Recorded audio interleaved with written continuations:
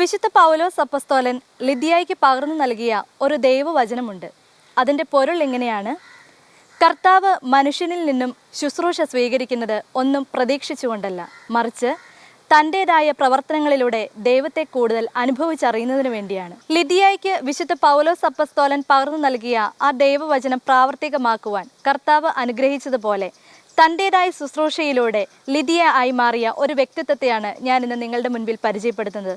മറ്റാരുമല്ല, Pallikkunnu CJM assumption higher secondary സ്കൂളിലെ അധ്യാപികയും doctor ജോർജിൻ്റെ ഭാര്യയും 5 കുരുന്നുമക്കളുടെ അമ്മയും ഇവയ്ക്കെല്ലാം പുറമെ ശുശ്രൂഷാ രംഗത്ത് സജീവമായി പ്രവർത്തിക്കുകയും ചെയ്യുന്ന അനി ടീച്ചറിനെയാണ്. ലിദിയയുടെ ഇന്നത്തെ എപ്പിസോഡിലേക്ക് സ്വാഗതം.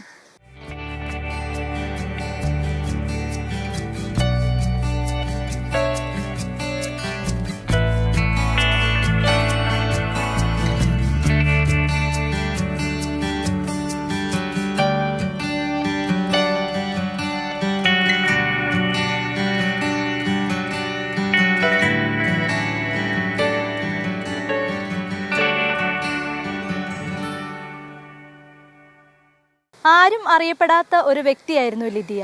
പക്ഷേ തൻ്റെതായ ശുശ്രൂഷാ ജീവിതത്തിലൂടെ മറ്റുള്ളവരിൽ അറിയപ്പെടുന്ന ഒരു വ്യക്തിയായി മാറി. തൻ്റെതായ ജീവിതശൈലിയും ശുശ്രൂഷാ പ്രവർത്തനങ്ങളും വഴി ലിദിയായി മാറിയിരിക്കുകയാണ് അനി ടീച്ചർ. അനി ടീച്ചറിനെ ഈ പ്രോഗ്രാമിലേക്ക് സ്വാഗതം ചെയ്യുന്നു. ഇന്ന് ടീച്ചറും ടീച്ചറിൻ്റെതായ ജീവിത കർത്തവ്യവും ശുശ്രൂഷാ ജീവിതവും വഴി ഒരു ലിദിയായി മാറിക്കഴിഞ്ഞു. ടീച്ചറിൻ്റെ ലിദിയ ലൈഫിനെ കുറിച്ച് കൂടുതൽ അറിയുന്നതിന് മുൻപായിട്ട് ടീച്ചറെ സ്വയം ഒന്ന് പരിചയപ്പെടുത്താമോ? പേര് അനി ജോർജ്, ഭർത്താവ് ഡോക്ടർ ജോർജ് ലിയോൺ. ഞാൻ Pallikkunnu CJM assumption higher secondary വിദ്യാലയത്തിലെ ഗണിതശാസ്ത്ര അധ്യാപികയാണ്. 5 മക്കളാണുള്ളത്. മൂത്ത മകൻ ലിയോ ജോർജ് BDSന് പഠിക്കുന്നു. രണ്ടാമത്തെ മകൾ മരിയ ജോർജ് 10ാം ക്ലാസ്സിൽ. മൂന്നാമത്തെ മകൻ പോൾ ജോർജ് 7ാം ക്ലാസ് വിദ്യാർത്ഥിയാണ്. 4ാമത്തെ മകൾ അൽഫോൻസ ജോർജ് 4ാം ക്ലാസ്സിൽ പഠിക്കുന്നു. 5ാമത്തെ മകൻ ജെറാർഡ് ജോർജ് LKG സ്റ്റുഡൻ്റാണ്. ഓക്കെ, ടീച്ചറിൻ്റെ ഈ ലിദിയ എന്നൊരു വ്യക്തിയായി മാറാനായിട്ട് ടീച്ചറിൻ്റെ ലൈഫിൽ എന്തെങ്കിലും സ്പിരിച്വൽ എക്സ്പീരിയൻസ് ഉണ്ടായിട്ടുണ്ടോ? അതെയോ ടീച്ചറിൻ്റെ ഹസ്ബൻഡ് ഒരു സ്പിരിച്വൽ പാതയിലൂടെ നടക്കുന്ന ഒരാളാണെന്നറിയാം. അപ്പോൾ ആ വിവാഹ ജീവിതത്തിലേക്ക് കടന്നതിന് ശേഷമാണോ ഒരു ലിദിയായി മാറിയത്, അതെയോ ചൈൽഡ്ഹുഡിലെ എന്തെങ്കിലും? അങ്ങനെ ചോദിക്കുമ്പോൾ ഞാൻ ഓർക്കാം, ദൈവത്തിൻ്റെ പ്രത്യേക കൃപയാൽ വളരെ ഉത്തമമായൊരു കത്തോലിക്ക വിശ്വാസത്തിലുള്ള ഒരു കുടുംബത്തിൽ ജനിക്കാൻ ദൈവം അനുഗ്രഹിച്ചു. അപ്പോൾ കുഞ്ഞുനാളിലെ തന്നെ മാതാപിതാക്കൾ വിശ്വാസത്തിൽ വളർത്താനായിട്ട് പ്രത്യേകം ശ്രദ്ധിച്ചിരുന്നു. ഞാൻ ഓർക്കാം, വീട്ടിൽ ഗ്രാൻഡ് മദർ ഉണ്ട്. പ്രത്യേകിച്ച് നമ്മൾ ഈ ഡിസംബർ മാസത്തിൽ ക്രിസ്മസിനൊക്കെ ഒരുങ്ങുന്ന കാലമാകുമ്പോൾ പ്രത്യേകമായ പരിശീലനവും കോച്ചിങ്ങും ഒക്കെയാണ്.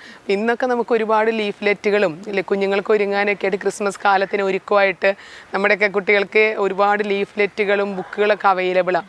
അന്ന് നമ്മുടെ ഒന്നും കാലത്ത് അങ്ങനെ ഇല്ല. ഈ ഗ്രാൻഡ് മദർ പ്രത്യേകമായിട്ട് വളരെ ശ്രദ്ധയോടുകൂടെ ഈ ഓരോ പ്രത്യേക കാലഘട്ടത്തിലും ക്രിസ്മസ് വരുന്ന കാലഘട്ടത്തിൽ എങ്ങനെ ഈശോയെ സ്വീകരിക്കാൻ ഒരുങ്ങണം, അപ്പോൾ അത് അവർ വളരെ കരുതലോടെ നമ്മൾ ശ്രദ്ധിച്ചിരുന്നു. അമ്മ ഇതേപോലെ ഞാൻ ഓർക്കുന്നുണ്ട്, വിശുദ്ധ കുർബാനയോട് ചേർത്ത് നിർത്തി വളർത്താനായിട്ട് കുഞ്ഞുനാളിലെ നമ്മളെ പരിശീലിപ്പിച്ചത് നമുക്കൊരു അനുഗ്രഹമായിരുന്നു ശരിക്കും.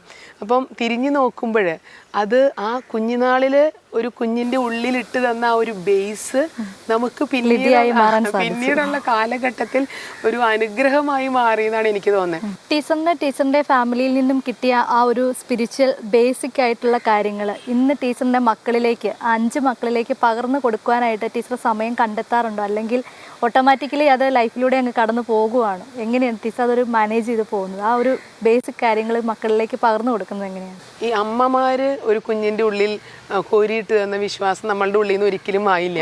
ഞാൻ ചിലപ്പോൾ ആലോചിക്കുക, അടുപ്പിലൊക്കെ തീ കത്തിക്കുമ്പം കിടക്കുന്ന ചാരം മൂടിയൊക്കെ കനൽ പോയാലും ഒന്ന് ഊതിക്കഴിഞ്ഞാൽ ഈ കനൽ നമുക്ക് കത്താന്ന്, അല്ലെങ്കിൽ അതിൻ്റെ ഒരു ഇത് നമുക്ക് അതിൽ നിന്ന് കത്തിക്കാൻ എളുപ്പമാണ്. അതുപോലെ ഈ എൻ്റെ മക്കളെ പരിശീലിപ്പിക്കുന്ന സമയത്ത് അവർക്ക് ചെറിയ രീതിയിൽ വിശ്വാസം, ഞാനിപ്പോൾ ഓർക്കാണ്, ഞങ്ങളുടെ വീട്ടിൽ 7 മണിക്ക് നമ്മൾ പള്ളികളിൽ മണിയടിക്കുമ്പം കർത്താവിൻ്റെ മാലാഖ ചൊല്ലണം എന്നുള്ളത് വീട്ടിലൊരു നിർബന്ധമാണ്. അപ്പോൾ അമ്മ ഇപ്പം ഞങ്ങൾ വലുതായി വിവാഹ ജീവിതത്തിന് ശേഷം കല്യാണം കഴിഞ്ഞ് ഇത്ര വർഷങ്ങളായി ഞങ്ങളവിടെ ചെന്നാലും അമ്മയ്ക്ക് അതിൽ യാതൊരു കോംപ്രമൈസും ഇല്ല. ഹസ്ബൻഡിനെ വിളിക്കും, എല്ലാവരെയും വിളിച്ച് കർത്താവിൻ്റെ മാലാഖ ചൊല്ലണം എന്നുള്ളത് നിർബന്ധമാണ്. അതുപോലെ ഞാൻ ആലോചിക്കും, ഈ അമ്മ ചെറിയ കാര്യങ്ങൾ, ഇപ്പോൾ നമുക്കൊരു കേക്ക് മുറിച്ച് അവിടെ വെച്ചിട്ട് പറയും, കേക്ക് മുറിച്ച് നമുക്ക് തരാൻ വേണ്ടി തന്നെയാണ് വെച്ചിരിക്കുന്നത്, പക്ഷെ അമ്മ പറയും ഒരു 5 മിനിറ്റ് ആശ അടക്കാൻ പറയും. ഞാൻ ചില കാര്യങ്ങളൊക്കെ നമ്മളുടെ മക്കളെ പരിശീലിപ്പിക്കുന്ന സമയത്ത് എനിക്ക് കിട്ടിയ ഈ ബേസ്, ഞാൻ ഒരു അധ്യാപിക എന്ന നിലയിൽ ഞാൻ എൻ്റെ കുഞ്ഞുങ്ങളോട് ഞാൻ പറയാറുണ്ട്, പഠിപ്പിക്കുന്ന കുഞ്ഞുങ്ങളോട്, എൻ്റെ അമ്മ എൻ്റെ ഉള്ളിലിട്ട് തന്ന ചില കറക്റ്റായിട്ടുള്ള വിശ്വാസത്തിൻ്റെ ബോധ്യങ്ങൾ എൻ്റെ മക്കളെ പരിശീലിപ്പിക്കുന്നതിലും ഞാൻ പഠിപ്പിക്കുന്ന വിദ്യാർത്ഥികളുടെ അടുത്ത് പകർന്നു കൊടുക്കുമ്പോഴും എനിക്ക് ഒത്തിരി സഹായമായിട്ടുണ്ട്. അത് ഇന്നത്തെ ഒരു തലമുറയ്ക്ക് സ്പിരിച്വൽ ലൈഫുമായിട്ട് മുന്നോട്ട് പോകാനായിട്ട് ഒരുപാട് സംഘടനകളും അസോസിയേഷനും അങ്ങനെ ഒരുപാട് രൂപപ്പെട്ടിട്ടുണ്ട്. പക്ഷേ ടീച്ചറിൻ്റെയൊക്കെ ചെറുപ്പകാലത്ത് അങ്ങനെ വളരെ കുറവായിരുന്നു. പക്ഷേ എന്നാൽ ഒരു ബേസിക് ഏറ്റവും പ്രെയർ എന്നുള്ള ഒരു മൂഡ് വീട്ടിൽ നിന്ന് തന്നെ നമുക്ക് കിട്ടിയിട്ടുണ്ട്. എന്നാലും നമ്മുടെ കോളേജ് ലൈഫിലും സ്കൂൾ ലൈഫിലും ഒക്കെ അങ്ങനെ എന്തെങ്കിലും സംഘടനകളിൽ കൂടുതൽ ആക്റ്റീവ് ആകാനോ അതിലൂടെ കൂടുതൽ സ്പിരിച്വൽ മൂഡ് ക്രിയേറ്റ് ചെയ്തെടുക്കാനായിട്ടോ ടീച്ചറിന് അവസരം ഉണ്ടായിട്ടുണ്ട്? തീർച്ചയായും. ഞാൻ പറഞ്ഞപ്പോൾ ആലോചിക്കാം, നമുക്ക് ഈ വീട്ടിൽ നിന്ന് ഈ ബേസ് കിട്ടിയത് കൊണ്ട് ഞാൻ ആലോചിക്കും, ഞാൻ പേടിയിരിക്കെ ഇരിഞ്ഞാലക്കുടയിലെ സെൻറ്റ് ജോസഫ്സ് കോളേജിലാണ് ചെന്ന് ജോയിൻ ചെയ്യുന്നത്. അപ്പോൾ ഞാനൊരു നാട്ടിൻപുറത്തുനിന്ന് ചെല്ലുന്നതുകൊണ്ട് തന്നെ ഒരുപാട് ആശങ്കകളോട് കൂടിയാണ് ഈ കോളേജിലേക്ക് പ്രവേശിക്കുന്നത്. അപ്പോൾ ചെന്ന് ഒരാഴ്ച കഴിഞ്ഞപ്പോഴേക്കും അവിടെ ജീസസ് യൂത്ത് മൂവ്മെൻറ്റ് വളരെ ആക്റ്റീവ് ആയതുകൊണ്ട് പുതിയ കുട്ടികളെ സ്വീകരിക്കാൻ വേണ്ടി അവരൊരു പ്രോഗ്രാം സംഘടിപ്പിച്ചു. അപ്പോൾ ഈ ഫസ്റ്റ് ഡേ തന്നെ നമുക്ക് ഈ പ്രോഗ്രാമിൽ നമ്മൾ വല്ലാതെ അട്രാക്റ്റഡ് ആയി. കാരണം ഞാൻ ഇപ്പം തിരിഞ്ഞ് ചിന്തിക്കുമ്പോൾ, അന്ന് അതൊന്നും ആലോചിച്ചിട്ടില്ല, തിരിഞ്ഞ് ചിന്തിക്കുമ്പോൾ ആലോചിക്കുക, ഒരു പക്ഷേ മാതാപിതാക്കൾ ഇട്ട് തന്ന ഒരു ബേസ് അതിനോട് പെട്ടെന്ന് അട്രാക്റ്റഡ് ആവാനായിട്ട് നമ്മളെ സഹായിച്ചിട്ടുണ്ടാകും. ആ പ്രോഗ്രാം നമ്മളെ വല്ലാതെ ഒന്ന് ഇൻസ്പയർ ചെയ്തു. നമ്മൾ കോളേജിൽ അന്ന് വളരെ ആക്റ്റീവാണ്. ക്യാമ്പസുകളിൽ ജീസസ് യൂത്ത് മൂവ്മെൻറ്റ് അതിശക്തമായി പ്രവർത്തിക്കുന്ന ഒരു കാലഘട്ടത്തിലാണ് ഇന്നും തുടരുന്നത്. എനിക്ക് കോളേജിൽ പഠിക്കാൻ ഭാഗ്യം കിട്ടിയെന്ന് ഞാൻ ആലോചിക്കും. അങ്ങനെ സെൻറ്റ് ജോസഫ്സ് കോളേജിൽ പഠിക്കുന്ന സമയത്ത് അവിടുത്തെ കോളേജ് പ്രെയർ ഗ്രൂപ്പിൽ വളരെ ആക്റ്റീവായിട്ട് നിൽക്കാനും അവിടുത്തെ കോർ ഗ്രൂപ്പിൻ്റെ മെമ്പർ ആവാനൊക്കെ ദൈവം അവസരം തന്നു. അത് കഴിഞ്ഞ് ഞാൻ ഡിഗ്രിക്ക് ജോയിൻ ചെയ്യുന്നത് വിമല കോളേജിലാണ്. വിമല കോളേജിൽ പഠിക്കുന്ന സമയത്തും അവിടുത്തെ സിസ്റ്റേഴ്സൊക്കെ ഈ പ്രയർ ഗ്രൂപ്പ് മുന്നോട്ട് കൊണ്ടുപോകാനും അവർക്ക് അറിയാം അല്ലേ, ഒരു കുട്ടിയെ എങ്ങനെ വിശ്വാസത്തിൽ പരിശീലിപ്പിക്കണം എന്നുള്ള കാര്യത്തിൽ ഈ സിസ്റ്റർമാർ എൻ്റെ ജീവിതത്തിൽ ചെലുത്തിയ ഇൻഫ്ലുവൻസ് എന്ന് പറഞ്ഞാൽ അത് വളരെ വലുതാണ്. അവിടെയും നമുക്ക് ക്യാമ്പസിൽ വളരെ ആക്റ്റീവായിട്ട് ജീസസ് യൂത്ത് മൂവ്മെൻറ്റിൻ്റെ കൂടെ നിൽക്കാനൊക്കെ സാധിച്ചു. ഞാൻ ഓർക്കുന്ന വിവാഹശേഷവും 2 പ്രാവശ്യം ജീസസ് തൃശ്ശൂർ സോണിൻ്റെ സർവീസ് ടീമിൻ്റെ എൽഡേഴ്സായി നിൽക്കാനും ദൈവം അനുവദിച്ചതൊക്കെ ഇതിൻ്റെ ഒരു അല്ലേ, നമ്മൾ ചോദിച്ചു ആ ഒരു പിന്നീട് ക്യാമ്പസ് ജീവിതകാലത്ത് നമുക്ക് ആ ഒരു സ്പിരിച്വാലിറ്റി നമുക്കൊന്ന് ബിൽഡ് ചെയ്യാനായിട്ട്, നമുക്ക് ഇട്ട് തന്ന അടിത്തറമേലൊന്ന് പണിയാനായിട്ട് ഈ ജീസസ് യൂത്ത് മൂവ്മെൻറ്റ് വളരെയധികം സഹായിച്ചിട്ടുണ്ട്. ഇന്നത്തെ ജനറേഷൻ്റെ ഒരു ട്രെൻഡെന്ന് തന്നെ വേണമെങ്കിൽ പറയാം. കാരണം ഒരു കുറച്ച് പേരെ അങ്ങ് മാറ്റി നിർത്തിയെന്നാൽ ബാക്കി ഒരു ഭൂരിഭാഗം ആളുകളുടെയും കൺസെപ്റ്റിൽ ഒന്നെങ്കിൽ ഒരു കുട്ടി 2 കുട്ടി, ഇല്ലെങ്കിൽ മക്കളെ വേണ്ട, ഇല്ലെങ്കിൽ ഇപ്പോൾ വേണ്ട, ഇങ്ങനെയുള്ളൊരു കൺസെപ്റ്റായിട്ട് മുന്നോട്ട് പോകും എങ്കിലേ അവരുടെ ലൈഫ് സെറ്റിലായി പോകുള്ളൂ എന്നുള്ളൊരു കൺസെപ്റ്റാണ് കൂടുതലും കിടക്കുന്നത്. പക്ഷേ ഇപ്പം എനിക്ക് 2 കുട്ടികളാണ്. ആദ്യത്തെ കുട്ടി ഉണ്ടായിക്കഴിഞ്ഞ് രണ്ടാമത്തെ ആകുന്നതിന് മുന്നേ തന്നെ ചോദ്യം തുടങ്ങി നിർത്തിയോ, അപ്പോൾ രണ്ടാമത്തെ ആയിക്കഴിഞ്ഞാൽ വീണ്ടും ചോദിക്കാൻ തുടങ്ങി നിർത്തിയോ. ഇപ്പോൾ 2 കുട്ടികളുടെ അമ്മയായി എനിക്ക് ഇങ്ങനെ ഒരു ചോദ്യം ഫേസ് ചെയ്തേണ്ടി വന്നെങ്കിൽ ടീച്ചറിന് 5 മക്കളുടെ അമ്മയായ ടീച്ചർ ഇങ്ങനെയുള്ള ഒരുപാട് നെഗറ്റീവും പോസിറ്റീവും ആയിട്ടുള്ള ഇൻസിഡൻസിനെ തരണം ചെയ്യേണ്ടി വന്നിട്ടുണ്ടായിരിക്കും എന്നുള്ളത് ചോദിക്കാതെ തന്നെ നമുക്ക് ഉറപ്പിക്കാവുന്നൊരു കാര്യമാണ്. അങ്ങനെയുള്ള ആ ഒരു ചോദ്യങ്ങളെയൊക്കെ ടീച്ചർ എങ്ങനെയാണ് തരണം ചെയ്ത് മുന്നോട്ട് പോയത്? ഞാനിത് പറഞ്ഞപ്പോൾ ആലോചിക്കാം. കാരണം കുഞ്ഞുങ്ങളൊരു അനുഗ്രഹമാണ്. ഞാൻ ചിലപ്പോൾ ആലോചിക്കും, കുഞ്ഞുങ്ങളെങ്ങാനും എൻ്റെ വീട്ടിലോട്ടെങ്ങാനും 2 ദിവസമൊക്കെ മാറിക്കഴിയുമ്പോൾ നമുക്ക് അവരുണ്ടായിരുന്നിട്ട് അവരില്ലാത്ത ഒരവസ്ഥ നമുക്ക് ചിന്തിക്കാൻ പോലും പറ്റില്ല. അതുപോലെ ഇന്ന് കുഞ്ഞുങ്ങളില്ലാത്ത ദമ്പതികൾ അനുഭവിക്കുന്ന വിഷമം നമുക്ക് കൃത്യമായിട്ട് അറിയാം. പക്ഷെ ഇതൊക്കെ ആണെങ്കിൽ പോലും സമൂഹം എങ്ങനെയോ ഇങ്ങനത്തെ ഒരു കാഴ്ചപ്പാട് ക്രിയേറ്റ് ചെയ്ത് കഴിഞ്ഞു. അതായത് 2 കുഞ്ഞുങ്ങളെയാണ് സ്വീകരിക്കേണ്ടതുള്ളൂ, അല്ലെങ്കിൽ 2 കുഞ്ഞുങ്ങളെ കഴിഞ്ഞാൽ പ്രസവം നിർത്തണം. ഞാൻ 3ാമത്തെ കുഞ്ഞിനെ, എൻ്റെ മകന് പ്രഗ്നൻ്റ് ആയിട്ട് ഞാൻ വീടിനടുത്താണ് സ്കൂള്, വീട്ടിൽ നടന്നു വരുന്ന സമയത്ത് ഒരു ചേച്ചി കടയിൽ നിന്ന് ഉറക്കെ വിളിച്ചു ചോദിച്ചു, ടീച്ചറെ പ്രസവം നിർത്തിയില്ലേ? ഞാനത് ഒരിക്കലും മറക്കില്ല. ചേച്ചിക്ക് അറിയാഞ്ഞിട്ടാണ്.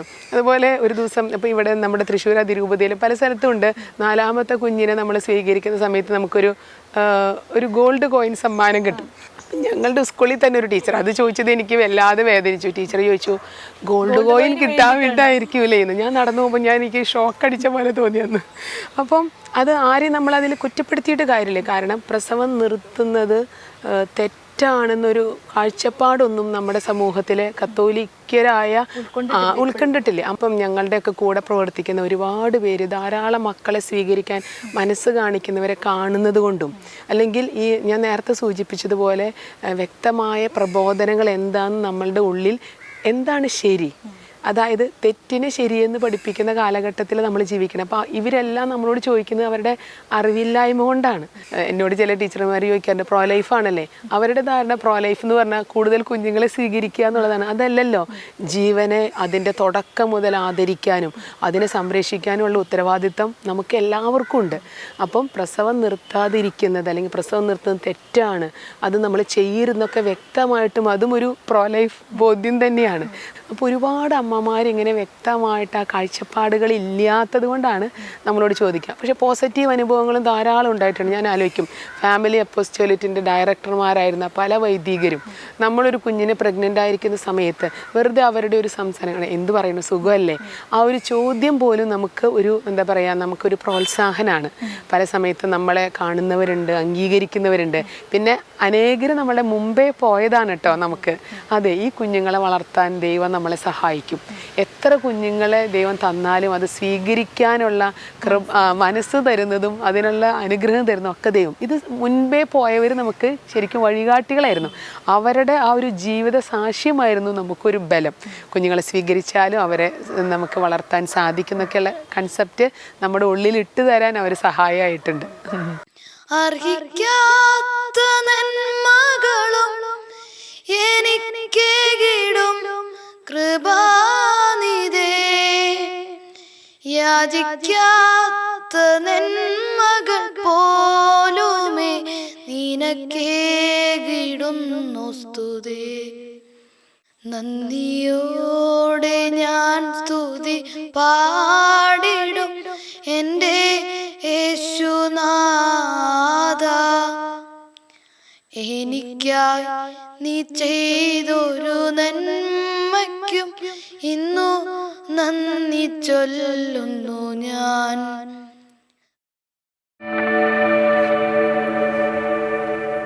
ടീച്ചർ ഓൾറെഡി മുൻപ് സംസാരിച്ചപ്പോൾ പറഞ്ഞിരുന്നു, ദൈവവിളി എന്ന് പറയുന്നത് ഒരു സന്യാസിനി അല്ലെങ്കിൽ ഒരു സന്യാസ ജീവിതം നയിക്കുക എന്നുള്ളത് മാത്രമല്ല, അതുപോലെ തന്നെയാണ് ഒരു അധ്യാപകൻ്റെ ജീവിതവും അല്ലെങ്കിൽ ഒരു അധ്യാപികയുടെ ജീവിതവും ഒരു ദൈവവിളിയാണ്. അതുപോലെ തന്നെ കുടുംബജീവിതവും ഒരു ദൈവവിളിയാണെന്ന്. ടീച്ചറിൻ്റെ അധ്യാപന ജീവിതത്തെ ഒരു പ്രൊഫഷനായിട്ടാണോ കാണുന്നത്, അതോ അതിനേക്കാളൊക്കെ അപ്പുറം അതിലൂടെ എന്തെങ്കിലും സംഭാവനകൾ നൽകണമെന്ന് ടീച്ചർ ആഗ്രഹിക്കുന്നുണ്ടോ? ഞാൻ ആദ്യമായിട്ട് ഇങ്ങനെ ഒരു അധ്യാപന ജീവിതത്തിലേക്ക് പ്രവേശിക്കുമ്പം ഇതൊരു ദൈവവിളിയാണെന്നുള്ളൊരു കൺസെപ്റ്റ് എൻ്റെ ഉള്ളിൽ അത്രയും ഉണ്ടായിരുന്നില്ല.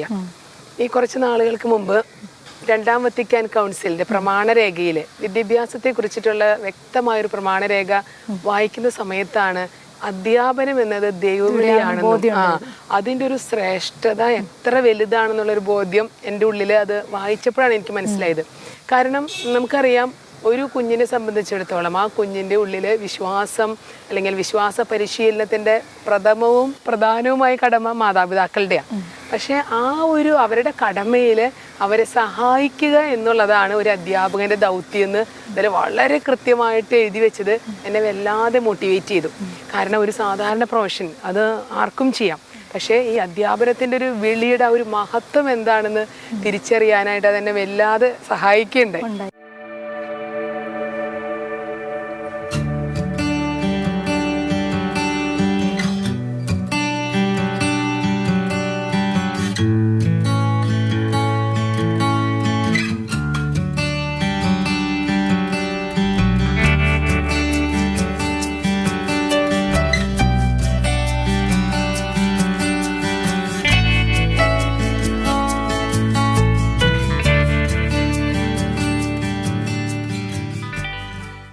ടീച്ചറിൻ്റെ അടുത്ത് വന്നപ്പം മുതൽ സംസാരത്തിൽ ടീച്ചർ കൂടുതലായിട്ട് ഉൾപ്പെടുത്തിയ ഒരു വാക്കാണ് ബേസ് അല്ലെങ്കിൽ ബേസിക്. അത് ടീച്ചറിൻ്റെ ലൈഫിൽ ടീച്ചറിൻ്റെ ചെറുപ്പകാലത്തിൽ അത്രയും നല്ലൊരു ബേസിക് ടീച്ചറിന് കിട്ടിയത് കൊണ്ടാണ് അതിൻ്റെ ഒരു പ്രാധാന്യം അല്ലെങ്കിൽ ആ ഒരു ബേസിക് ലൈഫിൻ്റെ പ്രാധാന്യം എന്താണ് എന്നുള്ളൊരു കാര്യത്തിന് ടീച്ചറിന് കൂടുതൽ ഇമ്പോർട്ടൻസ് കൊടുക്കാൻ പറ്റുന്നത്. അപ്പോൾ അങ്ങനെയുള്ള ഒരു കാര്യത്തിന് കൂടുതൽ പ്രിഫറൻസ് കൊടുക്കുന്ന ഒരു ശുശ്രൂഷയിൽ ടീച്ചർ സജീവമായിട്ട് പ്രവർത്തിക്കുന്നുണ്ട്. ആ ശുശ്രൂഷ ഏതാണെന്നും അല്ലെങ്കിൽ അതിൻ്റെ എയിം എന്താണെന്നും ടീച്ചർ അതിൽ എന്തൊക്കെ കാര്യങ്ങളാണ് ചെയ്യുന്നതെന്നും ഒന്ന് പ്രേക്ഷകരോട് വിശദീകരിക്കാമോ? ഈ കുഞ്ഞുങ്ങളുടെ പരിശീലനം അല്ലെങ്കിൽ വിശുദ്ധിയുള്ള ഒരു പുത്തൻ തലമുറയെ വാർത്തെടുക്കുക എന്ന ലക്ഷ്യത്തോടെ ആരംഭിച്ചിട്ടുള്ള ഒരു ശുശ്രൂഷയാണ് ഏഞ്ചൽസ് ആർമി മിനിസ്ട്രി. ഒരുപാട് പേർക്ക് പരിചയം കാണുമായിരിക്കും, കാരണം ഇന്ന് മാധ്യമങ്ങളിലൂടെ ഒരുപാട് ശുശ്രൂഷകൾ ഏഞ്ചൽസ് ആർമി മിനിസ്ട്രി ചെയ്യുന്നുണ്ട്. വളരെ അവിചാരിതമായിട്ടാണോ എന്ന് എനിക്ക് അറിഞ്ഞൂടെ. 2004 ജൂണിൽ ആദ്യമായിട്ട് എറണാകുളത്തുള്ള കളമശ്ശേരിയിലുള്ള എമ്മാവൂസിൽ വെച്ചിട്ട് ഏഞ്ചൽസ് ആർമി മിനിസ്ട്രിയുടെ ഉദ്ഘാടനം നടക്കുന്ന സമയത്ത് ഞങ്ങൾ അവിടെ ഉണ്ടായിരുന്നു. കുടുംബമായിട്ട് ഞങ്ങൾ ആ ഉദ്ഘാടന സമയത്ത് അവിടെ ഉണ്ട്. 2004 മുതൽ ഇന്ന് വരെ ആ ഏഞ്ചൽസ് ആർമി മിനിസ്ട്രിയുടെ ശുശ്രൂഷയുമായി ബന്ധപ്പെട്ട് നിൽക്കാനായിട്ട്, ആ ശുശ്രൂഷകളിൽ ആയിരിക്കുവാനായിട്ട് ദൈവം അനുവദിച്ച്. ഞാൻ ആലോചിക്കുക, ഒരു കുഞ്ഞ് അമ്മയുടെ ഉദരത്തിലായിരിക്കുന്ന 9 മാസക്കാലം ആ കുഞ്ഞിനെ സംബന്ധിച്ച് വളരെ പ്രധാനപ്പെട്ട ഒരു കാലമാണ്. എനിക്ക് തോന്നണേ നമ്മൾ അത്രയധികം ഭൗതികമായി എല്ലാം ഒരുക്കാൻ നമ്മൾ ശ്രദ്ധിക്കുമ്പോഴും ആ കുഞ്ഞിൻ്റെ ആത്മീയമായ ഒരുക്കം അത്ര അങ്ങോട്ട് നമ്മൾ ശ്രദ്ധിക്കാറില്ല. അപ്പോൾ ഒരു കുഞ്ഞിന് സൈക്കോളജിസ്റ്റും അല്ലെങ്കിൽ എല്ലാവരും ഇന്ന് വളരെ വ്യക്തമായിട്ട് പഠനങ്ങൾ നടത്തി തെളിയിച്ചിട്ടുള്ള കാര്യമാണ്, ഒരു അമ്മയ്ക്ക് ഏറ്റവും കൂടുതൽ കുഞ്ഞിന് കെയർ കൊടുക്കുകയും അവന് വിശ്വാസം പകർന്നു കൊടുക്കുകയും എല്ലാ കാര്യങ്ങളും അവനിലോട്ട് പകർന്നു കൊടുക്കാൻ പറ്റുന്ന ഏറ്റവും നല്ല കാലഘട്ടം എന്ന് പറയുന്നത് 9 മാസക്കാലമാണ്. ഞാൻ പലപ്പോഴും ശ്രദ്ധിച്ചിട്ടുണ്ട്. കാരണം ആ ഒരു ഇപ്പം 5 കുഞ്ഞുങ്ങൾ ഓരോരുത്തരിലും ഓരോ വ്യത്യാസം നമുക്ക് കാണാം. ആ ഒരു പ്രഗ്നൻസി കാലഘട്ടത്തിൽ നമ്മൾ കടന്നുപോയ അവസ്ഥകൾ എല്ലാ ആ ഒരു സ്വാധീനം കുഞ്ഞുങ്ങളിൽ കാണും.